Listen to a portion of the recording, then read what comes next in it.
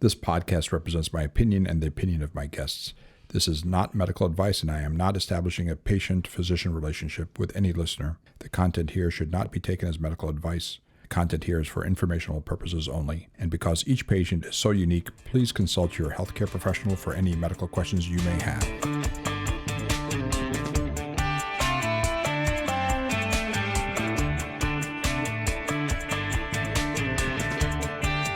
Welcome back, everybody, to another episode of the Not Your Doc podcast. I'm your host, Vanessa, and I'm here with our producer, Seth, again today in the Midwest Institute for Hearts and Minds studios. And Dr. Tadros, Mr. Not Your Doc himself, has another special guest for us today. I am extremely excited about this guest, our first addiction specialist that we've had on the pod. So, Dr. Tadros, will you take it away and introduce your friend to us, please? Yeah, well, hi, everybody. Thank you, Vanessa. Taca, or Arturo Taca, is a local psychiatrist, but also a colleague, somebody that we refer to, that I call for advice. And so I'm going to just introduce him. Welcome, Art. Dr. Taca is currently medical director of InSynergy Treatment Program in St. Louis, Missouri. He's a psychiatrist and addictionologist. Dr. Taca is triple board certified in general psychiatry. It's like a triple threat in performance. He's board certified in general psychiatry, addiction medicine, and preventative medicine. He completed medical school at University of East Manila in the Philippines and general psychiatry training at St. Louis University. Dr. Taca is serving his second term as president of the American Society of Addiction Medicine and the West chapter, and previously served as chairman of the Addiction Committee of the Missouri Psychiatric Physicians Society. Along with providing innovative addiction management services, he is provider of transcranial magnetic stimulation, what we all hear as TMS, for treatment-resistant depression and obsessive-compulsive disorders. Dr. Taca is adjunct instructor at St. Louis University School of Medicine, and he continues to teach medical students and residents interested in psychiatry and addiction medicine.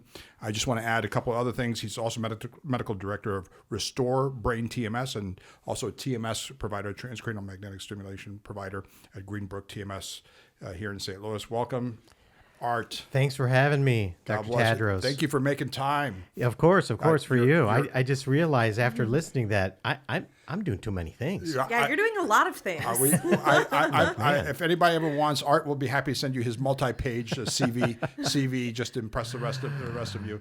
But Art actually, despite all these, and not even a fraction of the other things that he's done over the many years, and he's even younger than I am, because I could tell when you graduated from undergrad. You don't say. Yeah, that Art is a really good psychiatrist. He's a good hands-on. He's not just a stand back academic type, but he's a very good, kind, hands-on type of addiction specialist and psychiatrist. So welcome. Thank you very much. Thanks for having me. Yeah, absolutely. So will you tell us a little bit about yourself? Just, kind of what you're into, maybe where you're from, just whatever you'd like to tell us sure. about what you're doing. That's a story in itself. Sure. I was born in the Philippines. Yeah. In Manila, and my parents, my grandparents were in government. They weren't politicians, but they were veterinarians. Okay. But they were head of departments. They were my grandmother was the head of the Manila Zoo.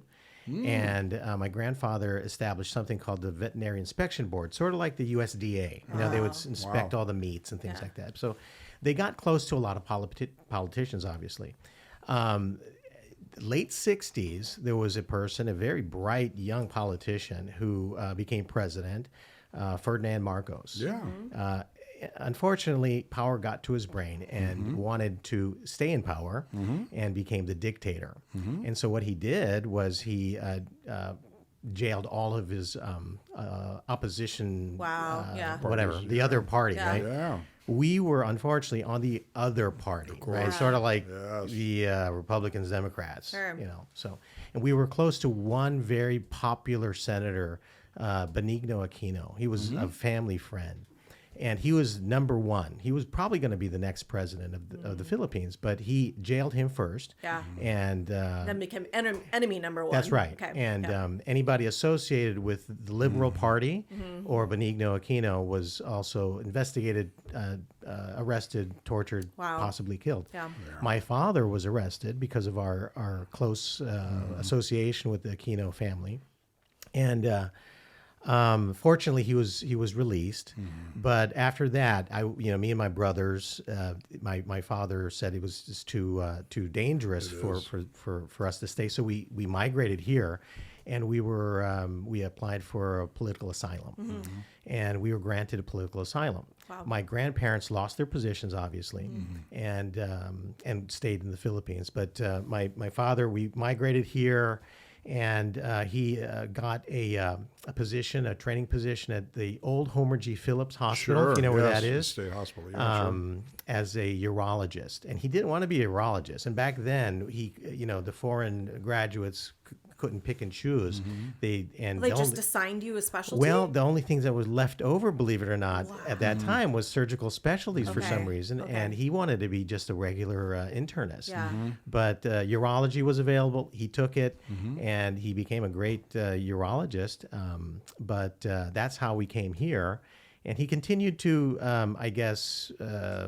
be active in political movements against the dictatorship, and he was very active in supporting this opposition here in the States. Wow. And he was busy doing that as an activist as he was a doctor. Wow, that's so amazing. and then I don't know if you know much about what happened. So Benigno Aquino was released from prison and allowed to come to the States for a heart surgery. Wow. And my dad was really instrumental because he was lobbying the senators here and said, hey, you've got to release the political prisoner. And Marcos allowed him to come to Dallas, get the surgery he needed. And the deal was he had to go back to the Philippines, go back to jail, and be executed. That was the deal. Wow. I mean, it doesn't make sense, right? No. So No. but he said, no, I'm not, I don't make a deal with the devil. So he stayed here for 3 years, stayed with us. And he got a fellowship at Harvard and MIT in international politics. Wow. And stayed here for 3 years, and then went back to the Philippines because he thought that he would be best served as a voice of the opposition. When he landed, Even if he was in prison. Yeah, that's where he was planning to go straight to jail, and he was brought to the he took a commercial flight back home, and he was arrested on the spot with policemen and soldiers. And they assassinated him right there on the tarmac. Wow. So I don't know if you remember, that was 1983, I believe. And then that started the groundswell of protest, and which led to what we call the EDSA revolution in '86. Wow. A bloodless revolution where the opposition, protested in the streets, shut the whole country down, and the widow of Benigno Aquino was elected president. Wow. Yeah.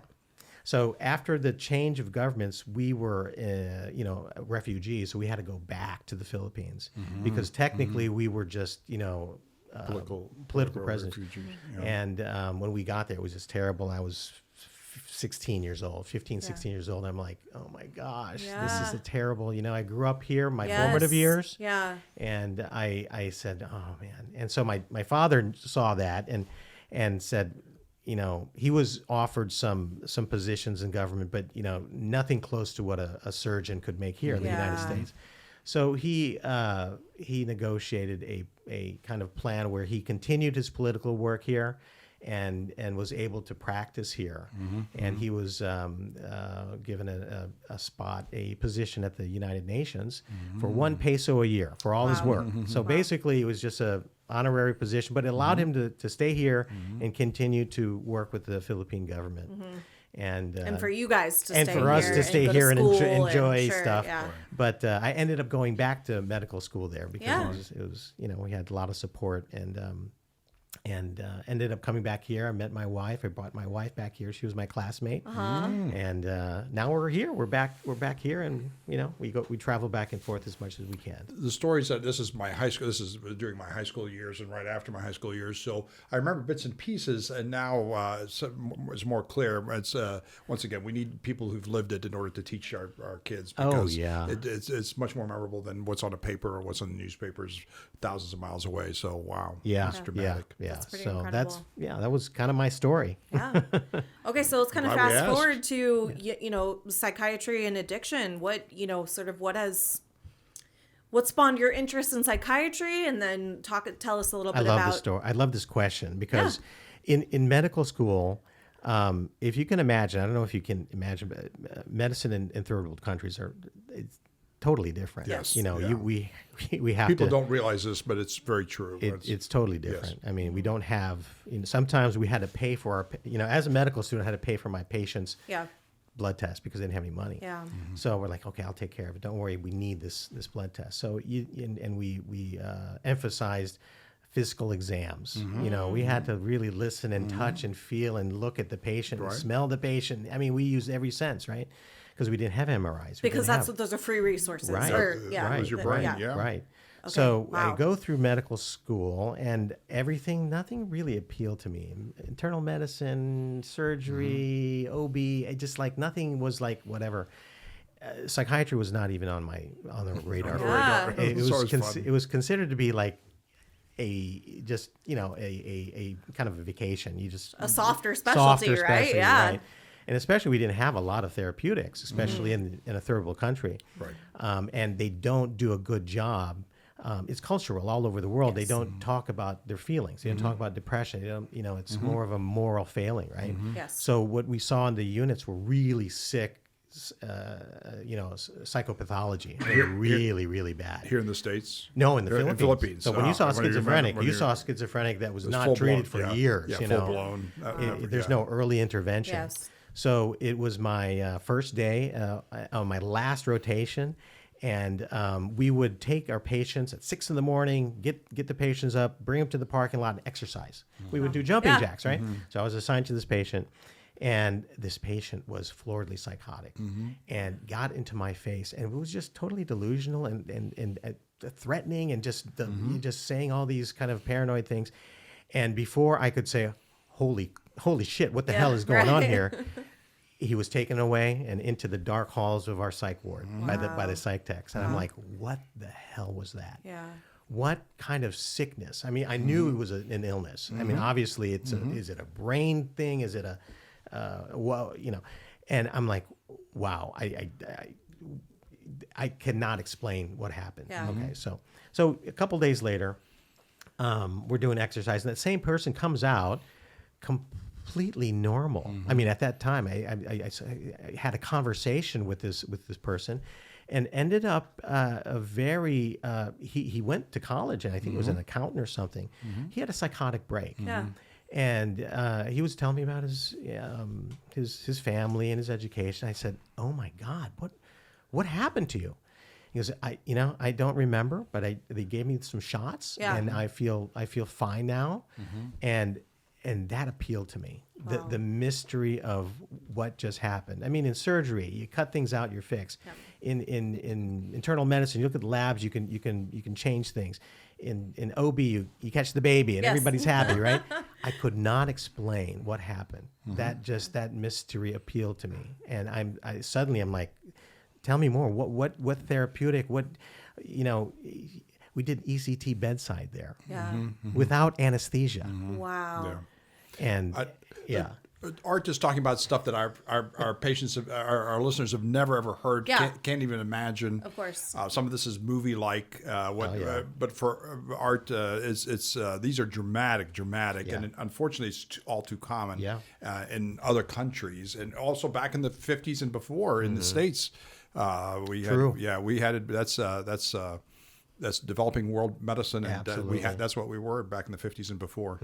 These are this is unbelievable. But and for us, the black box, the brain was a black box. I mean, everything else we could figure out: the heart, arteries. We could figure out, like you said, enzymes, all sorts of stuff for body parts. But this was kind of a it was more of an art than a science for many hundreds, if not thousands, of years. Right.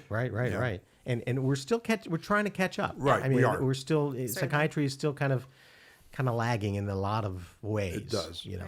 But we're not as mature as our But Art actually is probably one of the more advanced practitioners because of some of the stuff that he does, and we're going to be talking about. Yeah, absolutely. Yeah. So can you tell us a little bit more about, so you come back to the States, you're practicing in psychiatry. Did you start your addiction specialty while you're still in Manila, or when you worked with patients here? My experience at St. Louis University, I was was the chief resident there, and we were in charge of the education experience for our residents and our medical students. And for substance abuse, if somebody came into the ER drunk or suicidal or something substance use, they would call us, and they said, "There's somebody who's intoxicated. Right. You got to staff the patient." And what we would do was first assess for safety or medical stability, and then we would discharge the patient with a piece of paper. Asking them to follow up with, groups and things like that. And it was, I thought it was just a piss poor attempt to get these people help. So that you detoxified them? No, we didn't. We just said, stabilized them and let them go. If they didn't require inpatient care, we would detox them. Right. And we would say, okay, do some groups. There's some AA stuff here. There's some people who specialize in addiction, but it was I didn't think it was. I thought they did deserve more of a medical approach. Like here's a medicine. Right. Here is evidence-based therapies for this. Yeah. This is the early 2000s. Early 2000, 2002. Yeah, and so I searched and I discovered, hey, there's a medicine for cravings. Did you know that? And no, my department wasn't very supportive of it because everybody, shocking, and so I went to the community and I found this clinic that just had started. There was a pharmacist from India, and he was a med rep for a company that made naltrexone when it was when it became unbranded and generic, he thought he could make a business out of it and say, hey, we're gonna make a business around naltrexone, the molecule. So I said, why don't you come to the department, talk about naltrexone, because it sounds like you're very you understand the molecule, and you can teach us something. And so he came in and he taught us about naltrexone, and I was interested in his clinic, and we started a relationship wherein the residents and medical students went to this clinic, provided psychiatric care, and he taught us about naltrexone and addiction and all sorts of stuff. So it was a nice experience. And then when I graduated, he asked me to be the medical director. So I immediately started functioning as a medical director to an addiction clinic. Wow. And so we teamed up for several years and learned a lot from him. And then I opened up my own clinic, and I just kind of expanded from there. That's pretty incredible. And that clinic is still open. It's called ARCA. Yeah, the Assisted Recovery Centers of America. Yeah, they do great work. Yeah. They still do great work. And a lot of it's outpatient. They don't have any inpatient. They used to, but I don't think they. They used to. Yeah. And you started. Was yours initially called In Synergy from right at the beginning? No, it was something. It was called something else. It was called the Institute of Integrated Neuroscience. I'm sorry, Integrated Neuroscience. Sure. It was too long, so I had to. But INS still INS. stays. That's right. Like that's that, right. Yeah. Very cool. Yeah. And the names imply what kind of therapies or what kind of. Yeah. So the term synergy obviously refers to power of many parts to have a unified greater power. Yeah. So all of these things we put together. The sum is greater than the individual. Absolutely. Right. So we take principles from psychiatry, from psychology, from pain medicine. We do a lot of sleep studying. We do genetics. We try to get things that are evidence-based and incorporate it into our recipe that we feel that could be helpful for our patient's experience. Absolutely. Some people think, when they come to our clinic, they're going to learn about addiction. They'll learn about addiction, but a lot of times it's just a fancy mood disorder clinic or a fancy ADHD clinic. And if you don't recognize those things, your batting average is not going to be. Yes. That's right. We say this all the time.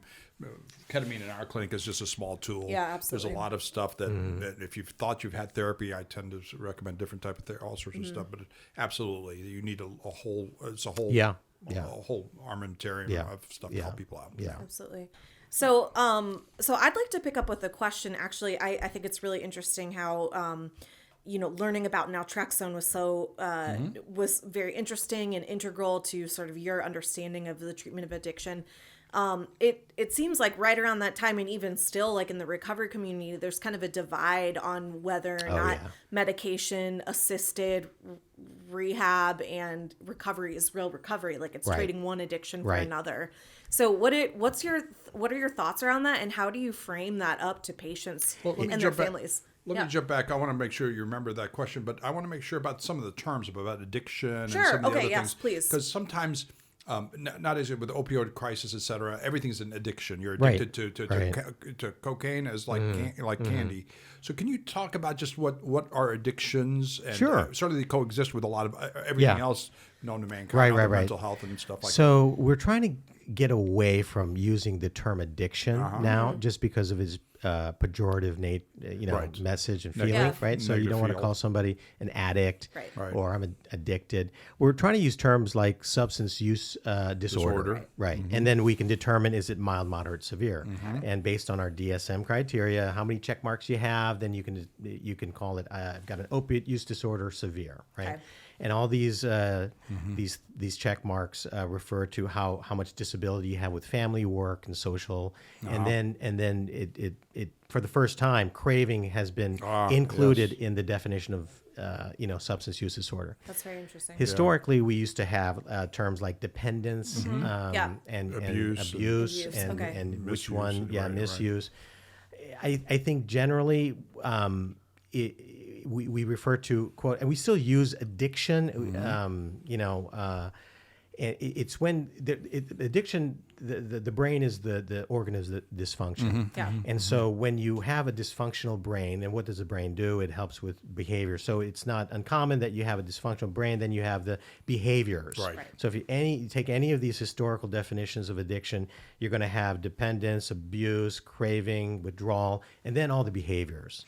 So you got to have a combination of, you got a biological thing going on with the brain, and then you got all the evidence, the behavioral evidence, external stuff. Right. So that's kind of, we're trying to teach people how to be a little bit more. We got to treat people people who struggle with substance use disorder, give them a little bit more dignity. Yeah, absolutely. Addiction certainly implies some sort of character, moral failing.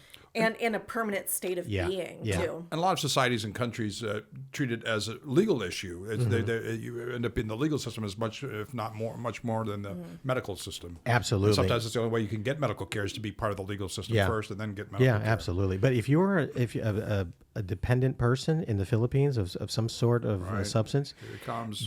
The president. We were talking about Duterte. Duterte. Oh my gosh. So please say it out loud, because I think we need to appreciate how other countries operate. This is how misunderstood addiction is, and how some people, leaders of some countries, take advantage of people's poor understanding of the condition, right? Yes. So using fear of these addicts are rapists and killers and whatever. If you elect me, this is what Duterte said, if you elect me, I will give you authority to kill without any, due process. Right, due process, to kill anybody. And just to compare, Marcos was, they claimed that he had about 6,000 missing political, dissidents or whatever. some murders. Duterte's war on drugs, the police and other people slaughtered 20,000 people. It's unbelievable. Wow. You know, and many of those people are poor people, Yes. Right, of course. and Yeah. that voted for him because Socioeconomic, right. and didn't address really the big problem is how these drugs come into the country and the drug lords and things like that. Yeah. And many of the politicians were, involved in high level drug trafficking, and they were spared, and the poor people were the ones that were the victims of this drug war. And basically it's one way to get in power. Yeah. Sure. So it was a terrible thing. Yeah, in the United States, we're still far behind in terms of how we see addiction and drug use, et cetera. But we're much more about medicalizing it than we are in the legal system. And I have a friend who's a judge and also has drug court, which is separate, and a lot of rehab options. Yeah. And that's still really just a development in the last 20 years. That's 20, correct. maybe 25 years. So That's to be right. generous. Right. Yes. That's wow. Yeah, we're certainly very lucky. So, okay, so we talked about, so we're moving away from terms of addiction, looking more at categorizing illness, substance use disorder, alcohol use disorder, opiate use disorder, according to its severity. So I guess I do want to follow up with that question about using medications, medical interventions to actually help with that treatment. Can you talk a little bit about the controversy and also why it's important? It's a hostile environment. Yeah. And it is a shame because I think everybody, they're on the same boat. People want to get better. Yes. Same goals. Yeah, same goals. People want relief from this. This people are suffering. They wake up and they're like, I need a drink, or I need something. They need some relief from their suffering. But historically, addiction has kind of taken a unusual path for people to get, even now. I mean, if you Googled drug addiction expert near me, you might get something like you've heard of Narconon. Sure. Yeah. Are you aware that the Narconon is supported by the Scientologists? Oh, really? Interesting. Yes. Okay. Yeah. So the I certainly referred to Narconon. Right. Not realizing, not understanding. Right. So and nothing against religions or I respect even the Church of Scientology, but if you go and see they admit that they're experts. Well, they're not experts. Right. They're not experts, but they claim. I mean, but claim that you go through our system. Yeah. And you might be asked to come to a desert rehab where you might get sauna therapy and then and nothing evidence-based. Nothing medical. Yeah. And there's been a lot of bad outcomes. Sure. And so is this typically built around like a 12-step model? a lot of it is. Yeah. And everybody claims to have the answer to addiction. Right. And that's where we are in addiction medicine. It's very fragmented, and it's unsafe sometimes. You're doing your due diligence, looking for some experts, then you might end up getting flying kites or riding horses, right? And there's nothing medical about that. A lot of it's cash, and a lot of it is all of it's cash, and a lot of it you end up in Arizona or Florida or wherever in these these kind of resort-like beautiful places. locale. Correct. Yeah. And $40,000 a month, and That's right. Yeah. That's right. Completely removing you from the pressures of daily life and the realities of daily life. That's right. Yeah. And even if you went to a place that sounds legitimate and that's covered by insurance, 35% of the time you'll be offered medications. Yeah. So it's still not you're not getting what I did not know this. Yeah. So you might go to a place like Betty Ford. Okay. And for years, they were against medication-assisted therapies. Right. And I don't know, about 7 years ago, they came out with a press release and said, hey, we're innovative. We are now offering medications. Caught up. Well, how about that poor guy who spent like $400,000 over and over and over at their places, and that guy was like, wait a minute, this has been approved since the 80s, Right. and you actually kept me sick. Right. Yeah. So if you took the principles of medical legal to the field of addiction, it doesn't matter. You couldn't do that in medicine. Right. You couldn't do that in any other field, but we get away with it in psychiatry. I want to remind people, President Gerald Ford stepped in after Nixon resigned, and his wife had an alcohol problem. And because of her, she helped fund the Betty Ford Clinic up in Michigan. Yes. Yeah. And it's probably one of the oldest addiction. And most reputable. Right, most reputable. And for you to say that they're finally getting around to doing medications for cravings, for relapse prevention, recidivism is what we're trying to do. We'll talk about that and stuff like that. It's I mean, I'm a physician of 30 years. This stuff, because this is how fragmented we are in the medical profession in general. I have to sit with Art here for him to tell me these things and for me to be still, my mouth to be dragging the floor of how, because we all talk about this stuff and we talk about rapid detox and all these things. And sometimes even the most basic of things are not even being done within our profession. Unbelievable how we're misleading millions of people. I mean, and there's the fantasy that you go into rehab and you're going to be perfect after 30 days. Yes. You can't. That's not. That's unattainable. Right. And if you have one slip, you're a loser. Yeah. Right. You know. So, but we don't apply those same expectations to diabetes, or whatever. Any other disease, cancer, or anything else, right? Any So other chronic condition. when I talk to our patients, you know, our interventions, whatever it may be, naltrexone or therapy or behavioral changes, that's the medical intervention, right? Our intervention is going to prevent an early death. Right. That, I'm okay with that. That's how Dr. Tadros practices. That's you know, right. is this Morbidity, mortality. Crestor going to prevent an early death? Right. You got to make some changes too. But we don't tell that to our patients struggling with addiction. Right. It's you got to be perfect. Yeah. And if you're not perfect, you're a loser. Yeah. And that's There's wrong. a lot of shame. There's a lot of shame and guilt. Yeah, There's a shame and guilt. So right before they come to us. Yeah. There's a lot of overlaps I hear, you know, just with general, you know, mental health issues that we see in our patients too, with sort of going, you know, feeling that expectation on themselves for perfection. And then, you know, if they feel better for a certain amount of time and then have some sort of relapse, that they feel extremely defeated and like they're going to be It's even worse sometimes to broken. get better than lose it and get better than lose it, because you've spent money and a lot of hopes and your family and friends are all, and then as soon as it's like gaining weight and losing weight, as soon as you lose weight, people make comments. As soon as you gain it back, people don't know what to say. Right. And you feel isolated again, even more so. Right.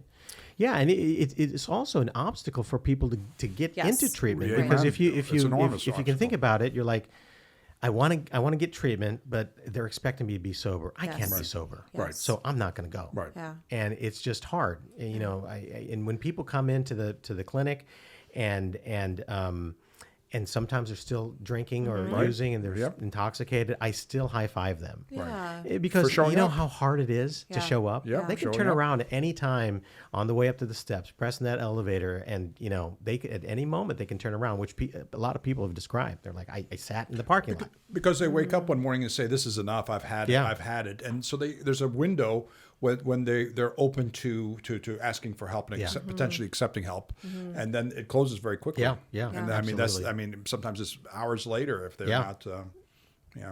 Absolutely. I heard there was an ASAM study, and I don't know if it was when the director said the average stay at a facility for opiate use disorders 1 day. Yeah, that's unbelievable. It's they go in, they want, and then they change their mind. Right. Either they're not getting, you know, the care, or yeah.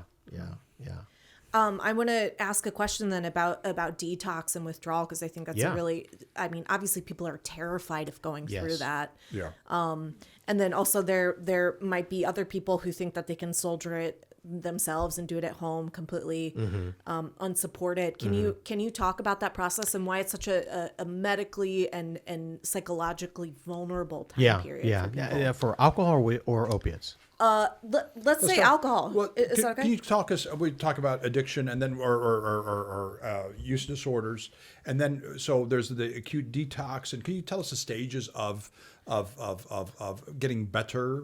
With Sure. help? Just kind of the broad topics. Let's pick alcohol by far. People need to know this is by far the most used drug probably in the world. Sure. By far, we think it's prescription, and it ain't. It's alcohol. It's alcohol. Alcohol by far. Right. And his just during the pandemic, interestingly enough, we saw, and for years we saw 50-50, opiate cases, alcohol cases, kind of split, right? We saw almost exclusively during the pandemic alcohol, because we saw an increase in heavy drinking days in women, 41%, and then men 14%. It was easy to get alcohol. Oh yeah, we would stay home, we can get delivered, right? So we saw a right. lot, and it was the first time I've seen. I think I saw like 3 or 4 cases of Wernicke's. I had never seen Wernicke's since residency. This is a type of encephalopathy that's due to vitamin deficiency. Correct. Because usually people are drinking or not eating. They're not eating. They're not getting their vitamins, and they develop this encephalopathy, this brain disorder that's acute. Wow. What are the symptoms of that? How does that manifest? Confabulation. Okay. And it's just confusion and just memory, because there's parts of the brain, the mammillary bodies, that are just, they deteriorate. So confabulation means made up stories. Yeah. So there's a piece of the story that they remember, another piece that they remember, but in between they don't remember. So they make up stuff that makes sense to link the first part of the story to the second. Wow. So it makes sense to them and it makes sense to us, but they've made up, and you have to get a collateral information, corroborating information, because they make up crap in between. And if you don't treat it, it can be terrible. It's life-threatening type stuff. So we saw almost exclusively about 95% during the pandemic alcohol cases. And we were thinking, why? I mean, we knew that the overdoses of death for opiates have been going up. Yeah, we weren't seeing any. Yeah. And so we determined, and we found out, that the fentanyl crisis, that's another thing we can talk about, is gotten so toxic and so crazy out of control that they don't reach us. They die. They're dying. They die before they show up. There's not anything. There's no such thing as a chronic fentanyl user. Right. They eventually get some kind of bad batch and they die from it. Now we saw people addicted to heroin for years, right? And they would come in and get they treated. could get HIV or hepatitis C, B, or C, but they wouldn't Right, die. right. I mean, not at the levels of what you're talking about. Right. So in both cases, when you expose the brain to these chemicals, the brain changes, obviously, right? And things happen, and the rhythms of the brain changes, and the communication. And when you take it away, it all freaks out. There's an electrical and chemical thunderstorm, and you have withdrawal symptoms, right? So alcohol and benzodiazepines are very dangerous. You can lead to seizure. With opiates, it's not as dangerous, but it is painful. Very painful. You can have diarrhea and vomiting and sweats and pains, and that's the biggest trigger for using. People, because you can use right away. They want to get well. They want to get well. They don't want to get high anymore. Right. They just want to feel normal. Right. So in both cases, there's brain changes, right?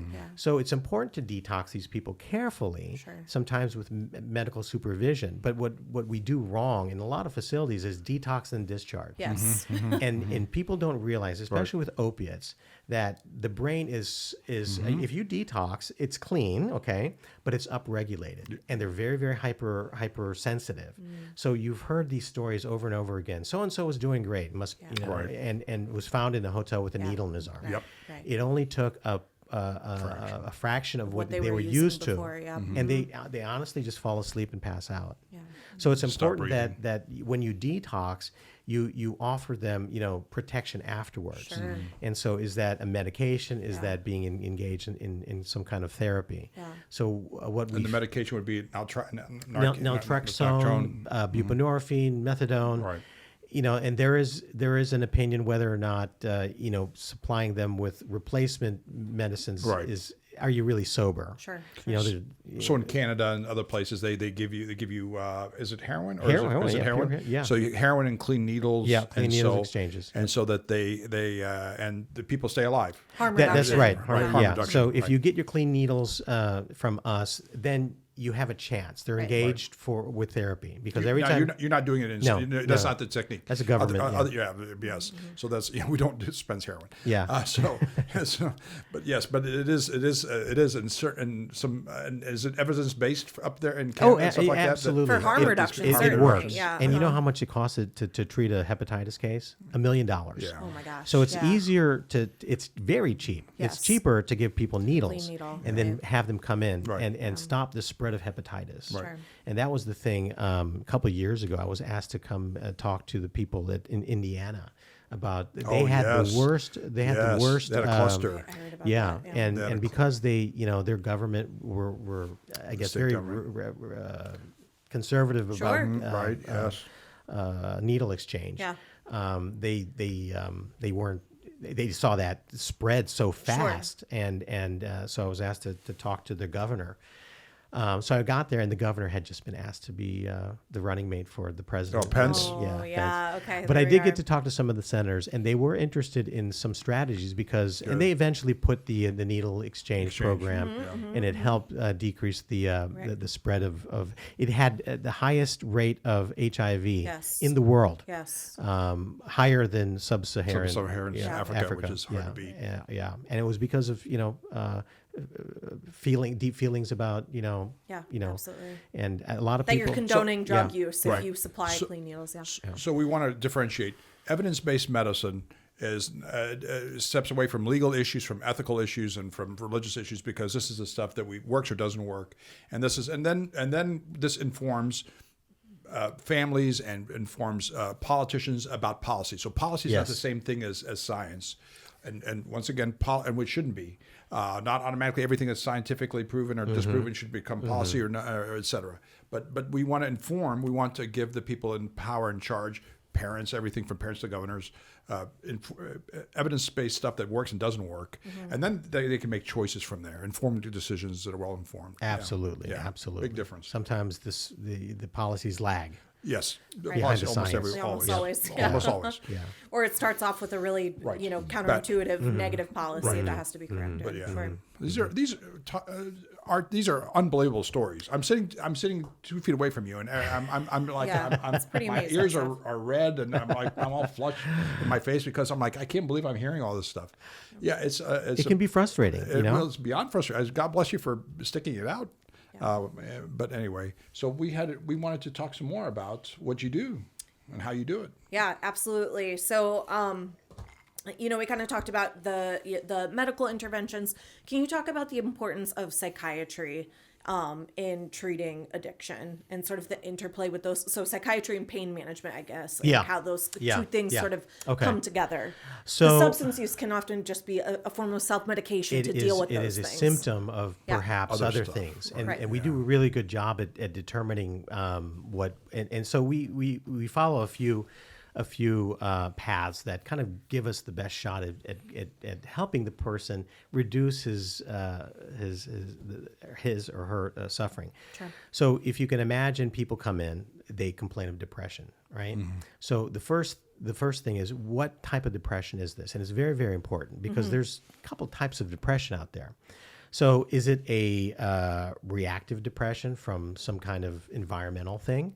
Is it a substance-induced depression where, the substance has caused vegetative symptoms of depression? Or is it a more malignant form of depression that's independent of any of this and can present at any moment, right? So it's the bipolar manic depression. We used to call it manic depression. Now it's bipolar depression. And the importance is because all of them are going to complain of depression. And what we've done, we've done a good job at talking and screening for depressive, but in my opinion, I think we feel like we've been over ambitious about giving antidepressants. Sure. Okay, the SSRIs, the SNRIs. That's just very personal for me. And it's the reason why it's important to figure out what bucket it is because you can't give an antidepressant to a bipolar because that can promote more cycling. And when you cycle, you're going to be reaching for more drugs or alcohol, right? So you just can't give everybody an antidepressant because if you put 1 to 5, the top comorbidities, psychiatric comorbidities associated with substance abuse, you have major depression at number 5, which you have a 2 times risk of developing a substance use disorder. And then the anxiety disorders, number 4, schizophrenia, number 3, bipolar disorder, number 2, 7 times the risk, and then ADHD. Number 1. Yes. Yeah. So we missed 1 and 2. Yeah. And if you just go by the statistics, you're going to have more people struggling with a more malignant form of depression in your addiction clinic versus somebody who has major depression. Yeah. And really, I think major depression, not really sure if we really should have called it a disease. Could have, major depression based on DSM is a cluster of symptoms, And if you had these cluster of symptoms for 2 weeks, 2 weeks only. Yeah. you get a diagnosis. Right. You get a diagnosis, you have an illness that can be translated into a code that can translate to an opportunity for medications. And then you go into this therapeutic misadventure. Yeah. I talk about this misadventure all the time. There's a lot of people out there that go through this misadventure because we're not careful. And we can, and now that, I don't know if you heard over the summer, there's a very influential, group of researchers from molecular psychiatry that determined that dysfunction in serotonin, either the serotonin level, the receptor, or the transport system, any dysfunction in the serotonin neighborhood has no influence if somebody's going to develop depression or not. Yeah. I know you heard about that. That's like telling a Catholic there's no God. Yeah, Right. absolutely. Yeah. Yes. That was the For the most. last 40 plus years, we've been talking about the monoamine, Absolutely. basis. It was one of the most influential It is. theories we have in psychiatry It that put is. us on the map. But is. now people are saying Maybe not. maybe not. And so, I mean, there was a big study that was done by the government called the STAR-D trial that was done by the government. It was independent of any pharmaceutical influence. And they determined after 4 levels of naturalistic offerings of several different types of antidepressants, 70% were not in remission. Right. So what is going on? Yeah. I mean, that's what we see in regular psychiatry. I mean, we see people who come in and just haven't done well after 4 or 5. Sure. Right. And so that Or begs 10, the in our best, case. that begs us to ask, is this treatment-resistant depression? I think a lot of people would say treatment-resistant. They qualify for TMS, for ketamine, and all this stuff. Right. Or is it iatrogenic? Now that's What do you mean by that? it means Help us that out with that term. Iatrogenic means the doctor made it. Okay. That it's Wow. a doctor's fault. Yeah. It was the therapies that the doctor. So are we responsible for the disease? Wow. And the medicines? Yeah. Because we know that they don't work, and we have all these side effects, and we know that it's hard to get off these antidepressants. Right. Because and one thing that psychiatrists don't tell you is this terrible condition called discontinuation syndrome. Yes. It's a pain in the butt. And it's a Sure it pain. is. I mean, it's hard to Brain get off. zaps Some and of them. nausea. You know it's- it. There you go. Absolutely. Yeah. I've lived it. Yeah, Yeah, it's absolutely. terrible. And that I usually tell my patients, I hate to give you more side effects. Yeah. And it's going to be hard. Why don't we do some talk therapy? Sure. Yeah, You absolutely. know, I mean, we've got to learn how to develop coping skills. Yes. We're always reaching for a pill. We're always reaching for this. And that's why I feel that there's this very eager movement Yes. to look for new therapies, because the drugs. therapies we've had don't work Right. very well. And perhaps are they making things worse? Yeah.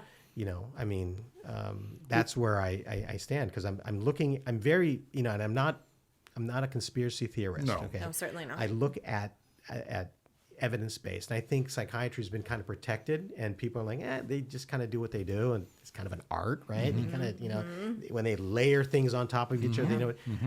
I think it's a therapeutic misadventure. Yeah. The polypharmacy case that we see over and over and over again.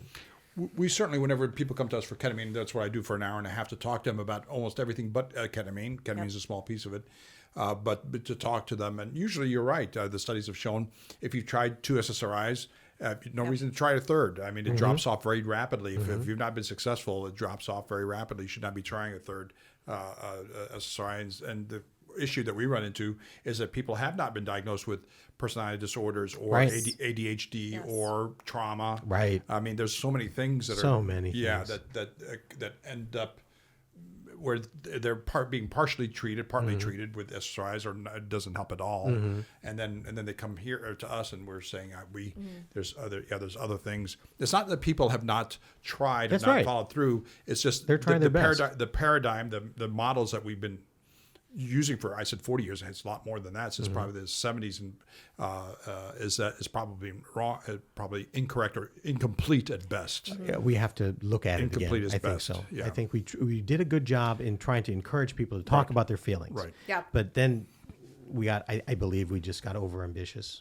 Yeah, absolutely. with offering, pills and, I mean, there is a form of depression Yes. that you cannot avoid, Yeah. medicating, Right. because that is a very serious type Right. of depression, Yeah, it's not due to any trauma and anything else. You can't change the genetics, and they can't get out they can't improve just by exercising and eating better. Right. So that those people have to be medicated. Right. So we spend a lot of time with our patients. I've certainly experienced this myself in managing my own mental health issues, that there are the incredible importance of insight into our condition, both ourselves, what our triggers are, how we think about things, how we respond to trauma, as well as the behaviors and coping skills that we need to engage in order to manage those things on a day-to-day basis. So we see in our clinic that, there are certain behaviors and insights that people who do the best with ketamine or any other therapies that we could provide, they have those things in place. I'm wondering what you see in your patient population for the types of insights and behaviors that people who eventually overcome or, successfully manage their substance abuse or alcohol uses. So she's talking about the mental health and the behaviors, but I'm also talking about kind of the environment, and I think we need to talk about this: the psychosocial environment. Sure, yes. What kind of support, what kind of people are around you, or that help support you and stuff like that. So. I think our staff does a wonderful job at respecting people as people. Yes. I think that's number one. Generally, we're a culture of we're very impatient. So trying to have them buy into therapy is sometimes difficult. It's difficult, absolutely. We don't force it, but we say, hey, and we our program is 6 months long. So eventually, when we have that therapeutic alliance with them, they start listening. So our first They goal believe is, you. They trust you. Yeah, Right. yeah. Right. We want them to be feel safe, Sure. because if we call them losers or we call them Yeah. failures, we're no better than the other people around their Right. lives, and they're Yeah. going to run away from those Zero guys. help. Right. So we do a pretty good job at meeting them where they're at, and then developing that alliance helps them kind of develop some insight eventually. And when they develop insight, there's always a chance for change. And so as long as they're engaged, it doesn't matter if they're engaged and intoxicated, as long as they're, there, and we're not going to scream and yell at them, Sure. and they'll come back. Yeah. I mean, it might take, it is a process. Certainly. So it's the alliance is important, especially in this group where Always. they feel like they've been mistreated. And, Absolutely. Highly skeptical, I'm sure, of the medical establishment in This is general. a way to get along with any patient. I mean, Right. any human being on Right. this planet wants to Yeah. feel safe and Right. comforted. Right. They don't mind being challenged, but appropriately from somebody who cares. Right. They Right. know you really Right. care about them before you challenge them Right. about their Right. belief or Exactly. their perception. Exactly. If you challenge them out the gates, they say screw you. And Yeah. you're meeting an immediate need Right. first. You're Right. not saying, Right. well, you have to do X, Y, and Z. You have to detox and do you all have this to- stuff for Right. me before I start helping you Right. with your immediate symptoms. Right. That has to come as Yeah. well. A lot of psychiatrists will not, like you said, won't talk to you unless you're a month clean and to look at your ADD or ADHD or anything. You got to be off your pot, off all this stuff before I even talk to you, because in theory they don't know what's happening in your Right. brain if you're on all these drugs. Right. So it's this tension of the psychiatrist wants to be efficient and effective, but the patient needs help today. Right. And so this yin and yang, and Yeah. sometimes it's separated by weeks to months. Yeah. If you Yeah. can get in at all. And the stuff like patient's that. frustrated because they They're don't drowning. know. They're drowning. They don't know what to do. Right. It's like They're- they told me to stop. Okay, that's hard. Right, Can't do right. that. That's why I'm here. Right. Yeah. How do you guys try to manage that delicate dance? With detox. Yeah. Mm-hmm. Yeah. Okay, Sure. so with alcohol, the standard approach is benzodiazepines. We support them with other kind of symptom focused medications. If they can't sleep, give something non-narcotic to help them sleep. So typically benzo for like 3 days, or is it? Yeah, more? we It's start like- we start with how bad their and their history. Now, if history, somebody's had DT, several yeah. DTs or seizures, right. we're a little bit more aggressive, and we might even suggest maybe hospitals is the It's safest place for inpatient, you. right, right. But if they have a system at home that can be monitored and they can talk and do video, we do this at home, and they can give us their vital signs and everything. And So benzodiazepines, anti-epileptics, we use gabapentin, and Use gabapentin as prevention, or you use it for anxiety, or both for both. prevention of seizures and anxiety? Yeah, Wow. we like it because it does both. It does both, and Interesting. there's a nice study that shows that gabapentin plus naltrexone has a more anti-craving effect for alcohol. So they're already on it, and they continue it, and it's a pretty safe drug. They are pretty benign, yeah. Yeah, and there is some fear with gabapentin misuse, but that's if you use it with another sedative, you have a more sedative effect. And, yeah. Lots of people are already using alcohol with their benzos anyway. Yeah. But if you use it, therapeutically, it's a very, very well tolerated medication. Do you like trazodone? I know this is, once again, we have a disclaimer. We're not giving people advice, medical course, advice. So yeah. But are you a big trazodone fan? I tend to find it great for my people coming off of alcohol. Yeah. But what do you guys? Yeah, no, we use a fair amount of trazodone. We just have to be Careful. aware that trazodone is also an antidepressant. Technically, in the wrong brain, it can cause it can cause them to fall asleep, but it can cause more cycling. So we're careful. Cycling means the manic depressive cycles, Right, which right. can rapidly cycle within hours, Right, within the right. same day. Correct. Being depressed and then being manic. Yeah, Right. and I know some of my sleep colleagues, they don't like trazodone for Right, sleep. they don't. Because of the day after sedation, and then it's got they very just long. their motor skills are kind of true. not great. But I think short term is reasonable. Yeah.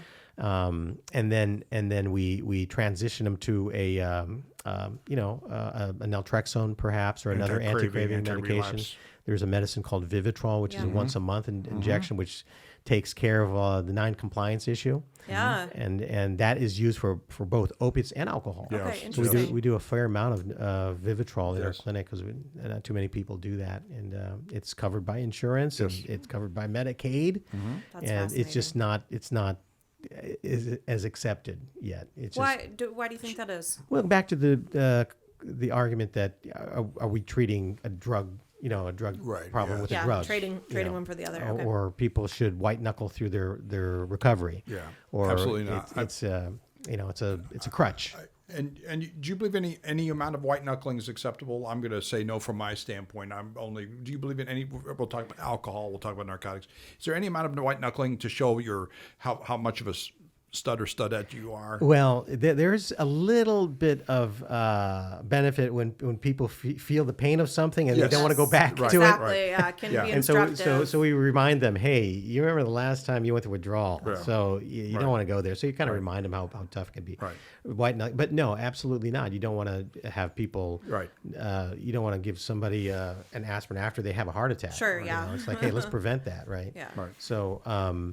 Because white knuckling means that the cravings are severe and that they tend to want to go to relapse instead of coming back to you and saying, hey, I need some more something else. They tend to go back to the drug of choice. Right. For opiates, we and something I didn't share with you there, but we developed in 2000s. We got FDA approved in 2017, but we had developed a device, a cranial neurotransmitter that addressed the opiate withdrawal symptoms. So we developed this device, and in 2000 we put a study together and we published it.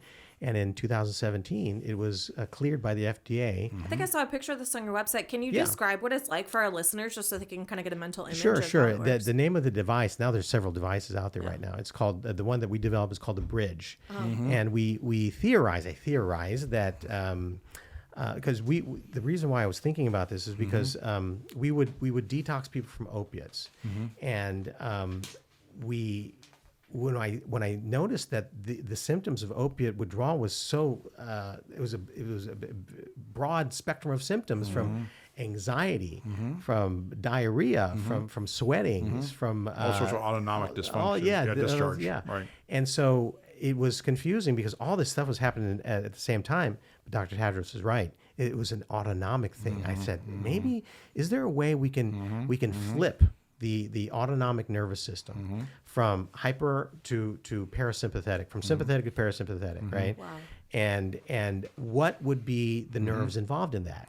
And I had to learn all these cranial nerves again and the pain pathways. I had to do this on my own at night, and we said, okay, The vagus nerve. Right. The vagus nerve is the longest nerve in the body, starting from the brain all the way down to the gut. Okay, that is the major switch in the body. If we could flip the vagus nerve from sympathetic to parasympathetic, we might get somewhere. So we also looked at three other cranial nerves. There's 12, right? So we looked at 5, 7, 9, and 10. They all had different features but they come to the surface at different places in your body. they were accessible on the side of the face and the ear. Yeah. So we carefully placed these electrodes, low level electricity in these places that we knew there was rich nerve endings of the vagus nerve and the facial nerve and the trigeminal nerve, and we were talk about your jaw dropping. When I first put it on somebody that was going through opiate withdrawal, they were screaming and yelling. And then they sat down, honestly, seconds after, and they said, how fast does this work? And I said, I don't know. You're the first person I put it on. And I called my friend who was in Vegas at the time. And I said, I think I just witnessed medical history. And I'm like, it just flipped over. Yeah. And so I said, this is just work this unbelievable. fast. Yeah, this can't be. So we worked with a company and we made this prototype and we did hundreds of them and it just never got old. Yeah. It was the same thing. So Wow. we use the scale called the COW scale, the clinical opiate withdrawal scale, and that determines how bad somebody's going to going through withdrawal. The higher the score, the worse, right? The worse you are. So in our study, we had an average COW score of 20, and when we put on the bridge, within 60 minutes, it went down 85%. Wow. And then so people would walk out feeling great. I mean, my COW score right now is probably like a 4. And I'm not doing, so they were going down to 5, 4, 3, 2, Wow. and sometimes Wow. 1. And so that got them interested. It's like, wow, I just feel better. But it didn't end there. Yeah. We would use the typical comfort medications, and that would be like a handful of different symptom-focused medication like clonidine and Flexeril and just whatever. Everybody's got different recipes for nausea, for diarrhea, for sleep. And then we would transition, and that's the reason why we called it the bridge, is we would bridge them onto Vivitrol. And so we would detox them quickly, get them opiate-free, and then put in the Vivitrol. Now we got a whole month. Yeah. Now we can work with them. Yeah. There's choices in opiate withdrawal. There's methadone, buprenorphine, which is Suboxone, and then Vivitrol. Right. They all work. They're all superior compared to placebo. Sure. If you leave that opiate brain alone, they're going to relapse Yes. and possibly overdose. So these are your choices. The problem with Vivitrol or naltrexone is you could not initiate it unless they were completely detoxed, Okay. Right. or else you're going to throw them into Crash them hard. Right. So we thought this was a great space. There's a lot of people who would prefer to be kind of opiate free and on Vivitrol, but they just couldn't get to Vivitrol. Sure. And so we put this protocol together, and that's what we still do today. We get people. We kind of we do a little Suboxone, which is fine. And it's a lifesaver for many people. And then now there's a month injection of buprenorphine, which is helpful as well. They just get a monthly injection of that. So there's new tools out there, but that's what we're kind of known for here. For this stimulator, do they leave it on, or is it 5 days? 5 days. 5 days. Just Then you throw it 24, away. 24 hours a day and Yeah. toss it. Wow. Yeah. It's amazing. These And are the effects are long lasting enough in order to get transition them, to Vivitrol. Yeah. Okay, right. Now that brain's not normal yet. Yeah, So there's yeah. something called post-acute withdrawal symptom, Yeah. where you're free of the chemical, but your brain's still trying to go back to equilibrium. So it's not talking completely at the same speed it was pre-morbid, right? Sure. So that's why people complain of insomnia, irritability. They're just not feeling right. They're free. They're away from the dangerous part of detox, Right. but they're just not feeling right, and that may be because of the substance itself. Wow. That's pretty incredible. So there's a lot of work after you get the detox and the Vivitrol. At least our recipe is you get them. We got a month of Vivitrol. Now we can start rolling up our sleeves and figuring out what's going on. Is there?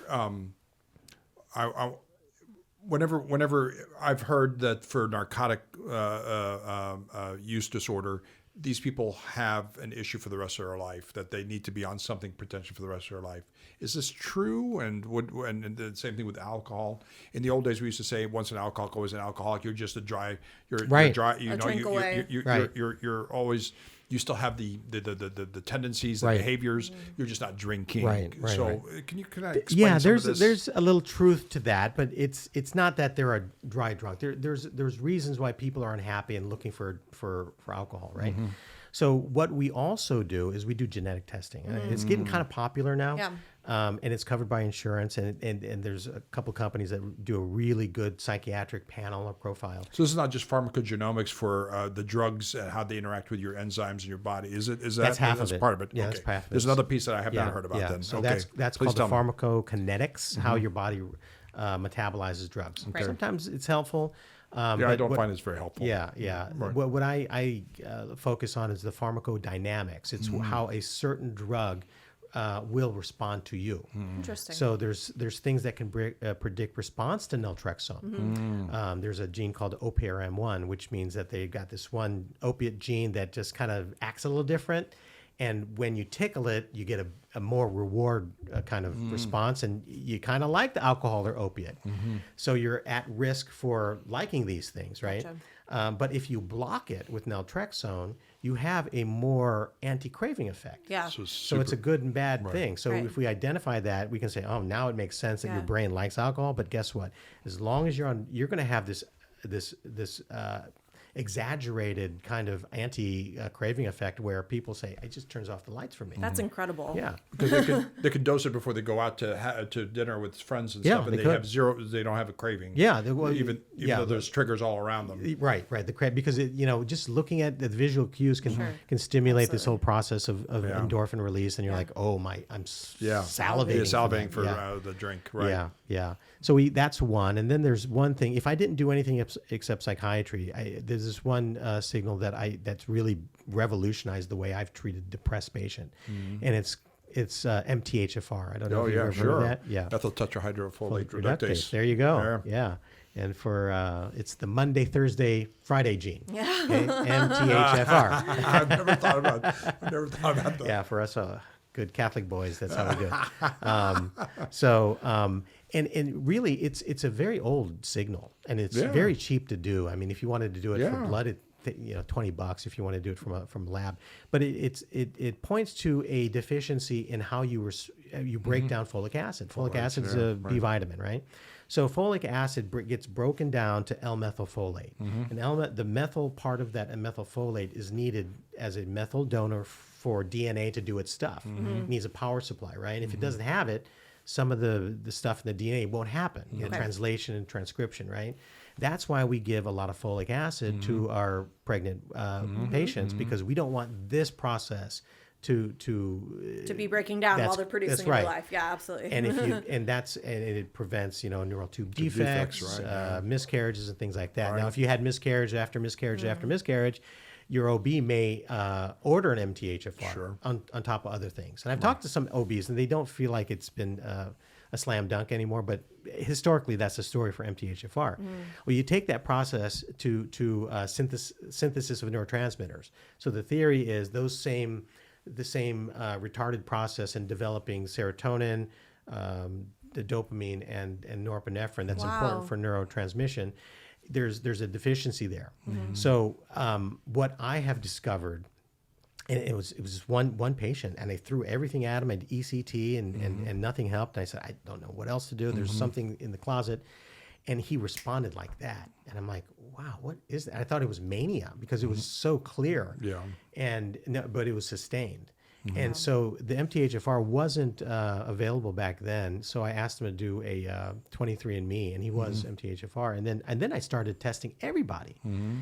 MTHFR is pretty common. It's about 30 or 40% of the general population, depending on... Not necessarily homozygous, but they're just abnormal. Right, It's just right. heterozygous. Heterozygous, yeah. Right. So if you're a carrier for this gene, it means that you're going to underproduce this L-methylfolate. Is that what the issue is? And I think there's about a dozen different MTHFR alleles. So there's a few that's associated with the serotonin story, right? Or Got it. norepinephrine and neurotransmitters. And It's very common in the general population. And when I started testing, it Oh. was like 80 or 90%. Yeah. And it was a clear separation. And I'm like, are we getting this biased population very to biased, come in to the clinic that really they have this? And so I learned a lot of things over the years. When somebody was on an antidepressant, and I put somebody on there, the response wasn't as robust. Yeah. I typically will introduce L-methylfolate before anything and see Wow. how far we get. Deplin? Is that Deplin's one of them, yeah. Deplin's one Deplin's of the one. ways to. It's all the L-methylfolates. Yeah, Right. L-methylfolate. Yeah. So And these some- are super high doses too. Yeah, 15 Yeah, milligrams. 15, yeah, yes, yeah. The only thing that's available over the counter is, I believe, 1 milligram. So one you have to take half the bottle every day. Wow. Yeah, these are. Yeah, This is and super it high. it really has transformed my general psychiatry population. Yeah. I mean, I've been sparing a lot of antidepressant therapy, and a lot of them using just L-methylfolate. Just by itself. Yeah, Wow. L-methylfolate, and I use it for people who are diagnosed with bipolar and anxiety. Even if they have the deficiency, I'll start it. Right. But it doesn't work on everybody because it doesn't make you feel better. You just Yeah. don't feel anything on it. Sure. So You what don't people feel say, zippy. they feel like things are rolling off their shoulders a little bit more, and they're less reactive. Yes. And it could be they don't really Very subtle. just subtle. Yeah. And then when they stop it, they're the more just more antagonistic or aggressive, whatever. Yeah. But they kind of take a step back and recognize that they don't feel it, but it is working. So that's one pretty signal. incredible.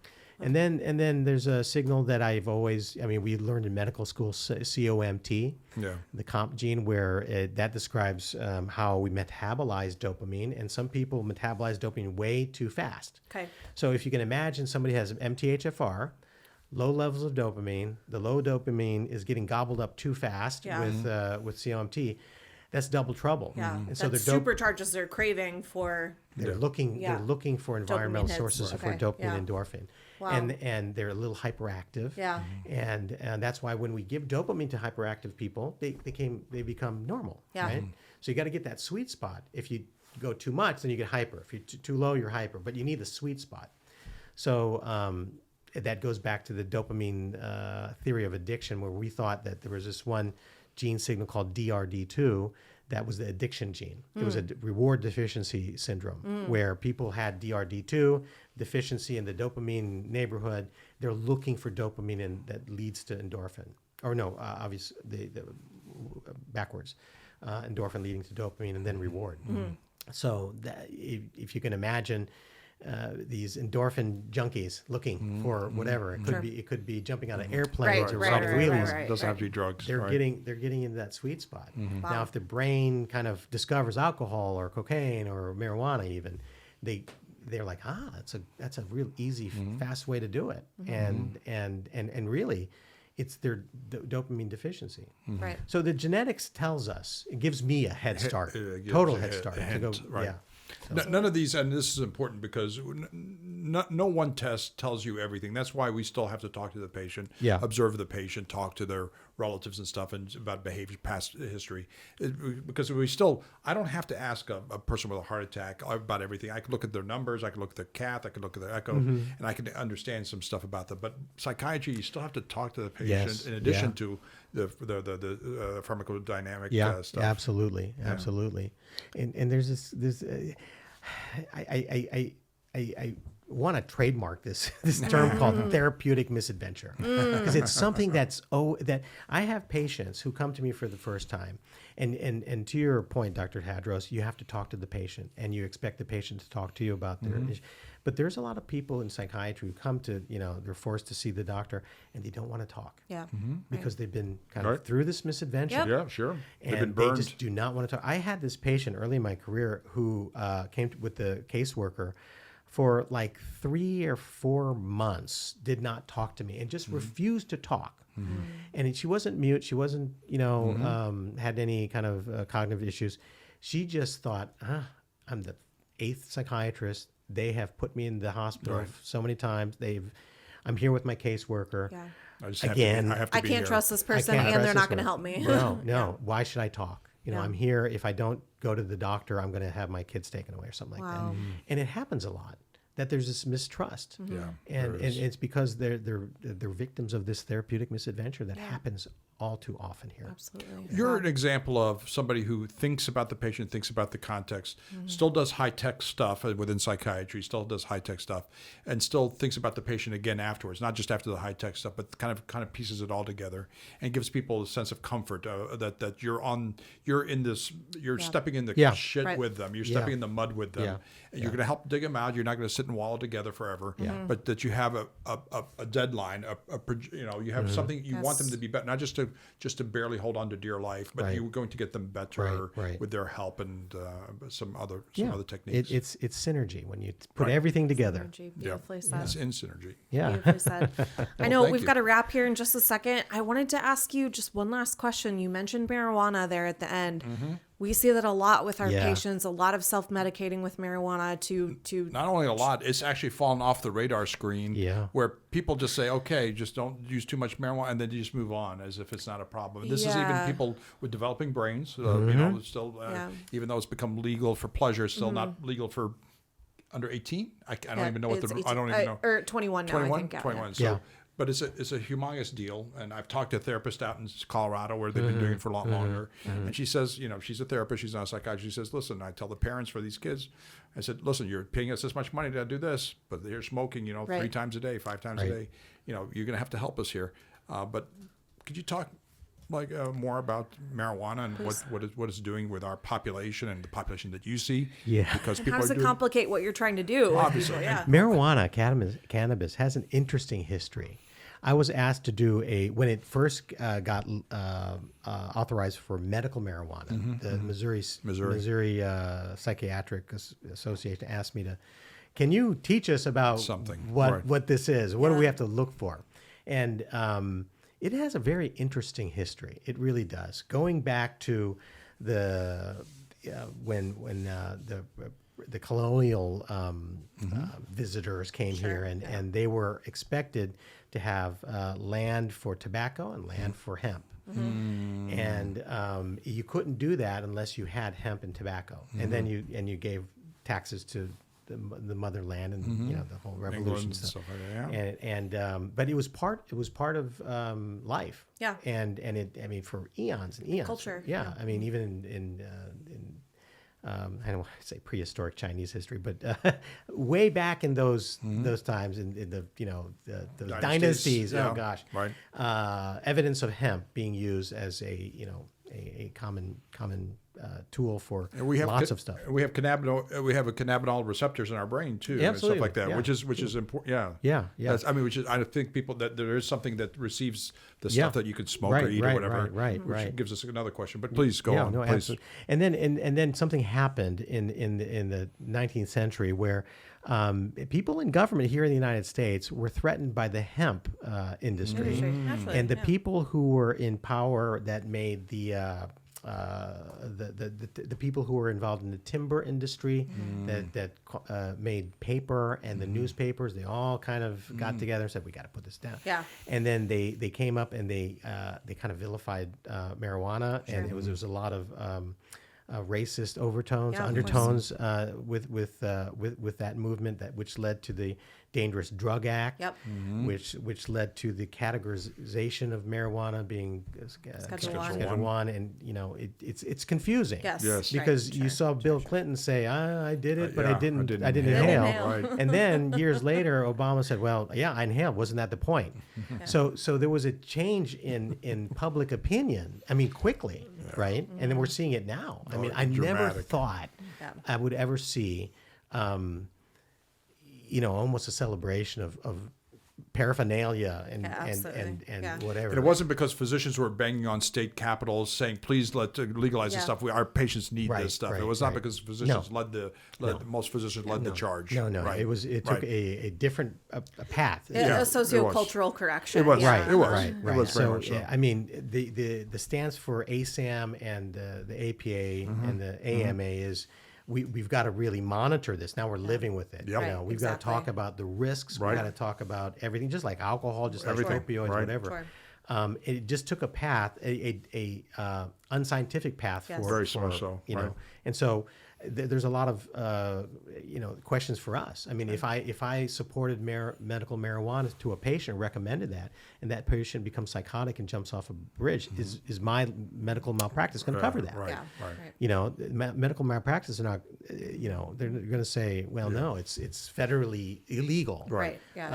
But we're saying, well, it's Right. legal. It's decriminalized, but it's fairly it's not illegal. descheduled. Yeah. Right. So it didn't take the normal pathway. No, it did not. And there's the worry is there's going to be more bad outcome, Right. and we have to take we have to educate our patients. And most of my patients are using marijuana and still having symptoms, and it's a struggle to get them to understand. Hey, maybe this is contributing to the Right. symptoms, The anxiety, anxiety especially, because a lot of them think it brings down their anxiety, but if they're smoking regularly, that can jack up their anxiety. It's still a It moving depends on the target. strains, and Right. and everything's so supercharged Yeah. now It is in very- terms of the strains as opposed to what was available in the 60s and 70s. So yeah, certainly it's a whole different ballgame. And we're seeing. I've recommended people to the hospital. I mean, over the last 10 years for psychosis and we never used to see that. No, Yeah. right. Yeah. Now we're seeing a lot of it. Yeah. I mean, whenever somebody comes and I say, please, decrease your marijuana, or they want to decrease it, I don't know. You can't send them to AA. You can't. It's technically not a narcotic.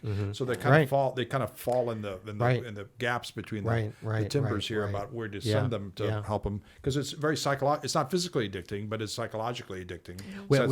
Now it's considered to be. There is a mild withdrawal from it now, and we consider it, and it's considered to be a drug of abuse because of a withdrawal syndrome. What's the withdrawal? I'm naive. Anxiety, depression. We used to call it jonesing. And so you're looking for it. And you're you have kind of a hyper kind of active. You're looking for it and you just can't get it off your mind. So you have a drug seeking behavior. Cravings. And it's so powerful now. The marijuana is so powerful. We've touched on a broad. I feel we can go 600 different directions. Yes. Art, you're like a godsend. I could talk all day long. Well, the problem is I want more people. If I'm interested in this, and I even don't know about a fraction of some of the stuff you talked about, I can guarantee you other internists. I'm an internist by training. Other internists have no clue, not even close to what they need to know. Just even to point people in the right direction or warn them whenever they go to Google, detox or rehab and stuff like that. I think a lot of people, because a lot of medical professionals, because they belong to medical groups, they tend to stay within the family. They're under one roof, whether it's BJC or SSM or Mercy, et cetera, St. Luke's. I don't want to leave anybody out. But anyway, so I hope that your word, because I see you on LinkedIn, and I want more people to hear. If I'm interested in hearing, I want everybody else to be interested like I am. I want everybody just to be just like me. That's my interest. Well, thank you very much. Oh, of course. Thank you. Thank you so much. So kind. Of course. Thank you so much for joining us today. Again, our guest was Arturo Taca, addiction and psychiatry specialist. Of course, as always, if you want to get involved with the pod, give us any feedback, you can always email us at notyourdocpod@gmail.com. Please visit us on our website, notyourdoc.com. Of course, this is going to be available on YouTube and Spotify. We will share it broadly with our people. We're looking talk to everybody. Yeah, absolutely. What an informative, helpful, empowering conversation. Thank you so much for sharing your thoughts with us today. Yeah, what fun. Of course. Thanks, Dr. Tadros and Seth. I'm Vanessa. We will see you next time. Bye-bye.